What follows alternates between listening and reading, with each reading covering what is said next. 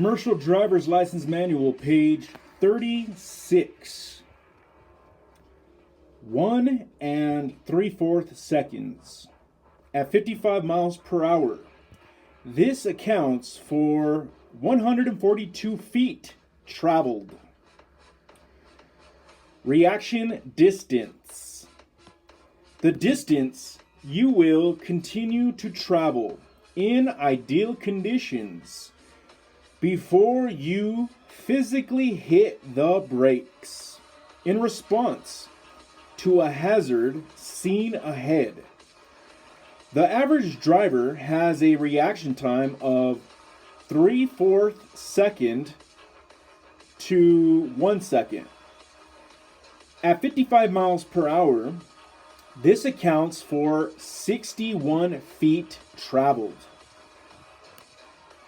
Braking distance. The distance your vehicle will travel in ideal conditions while you are braking. At 55 miles per hour on dry pavement with good brakes, it can take about 216 feet. Total stopping distance. The total minimum distance your vehicle has traveled in ideal conditions with everything considered, including perception distance, reaction distance, and braking distance, until you can bring your vehicle to a complete stop. At 55 miles per hour, your vehicle will travel a minimum of 419 feet. See figure 2.11. Figure 2.11.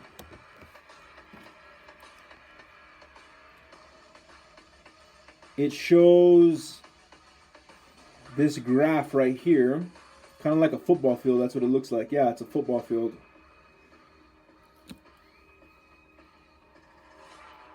On the bottom, it says miles per hour. For 55 miles per hour, the total stopping distance is 419 feet. Total stopping distance. That's literally longer, probably by like 30-40 feet, than a football field. Here on the bottom, next to miles per hour, it says perception distance.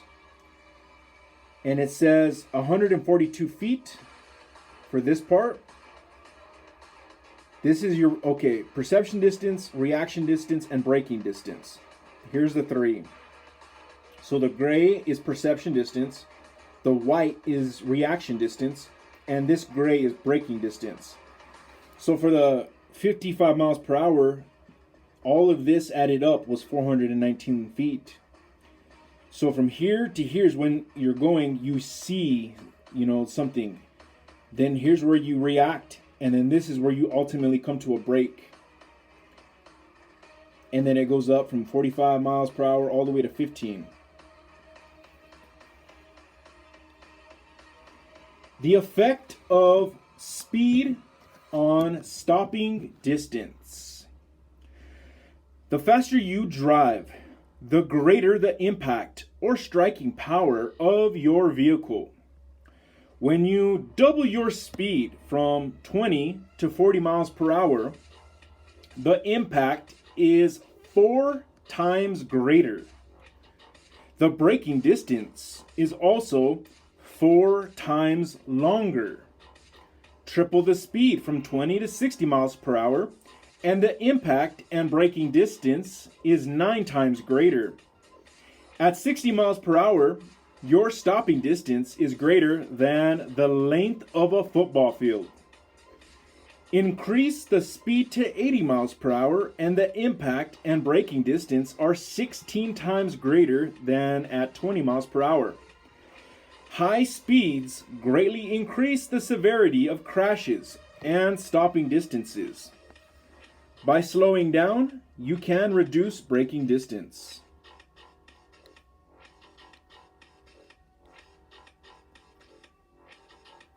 The effect of vehicle weight on stopping distance. The heavier the vehicle, the more work the brakes must do to stop it, and the more heat they absorb. But the brakes, tires, springs, and shock absorbers on heavy vehicles are designed to work best when the vehicle is fully loaded. Empty trucks require greater stopping distances because an empty vehicle has less traction. 2.6.2 Matching speed to the road surface. You can't steer or brake a vehicle unless you have traction. Traction is friction between the tires and the road. There are some road conditions that reduce traction and call for lower speeds. Slippery surfaces. It will take longer to stop and it will be harder to turn without skidding when the road is slippery. Wet roads can double stopping distance.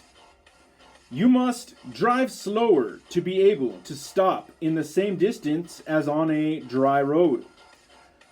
Reduce speed by about 1/3. For instance, slow from 55 to about 35 miles per hour on a wet road. On packed snow, reduce speed by a half or more. If the surface is icy, reduce speed to a crawl and stop driving as soon as you can safely do so.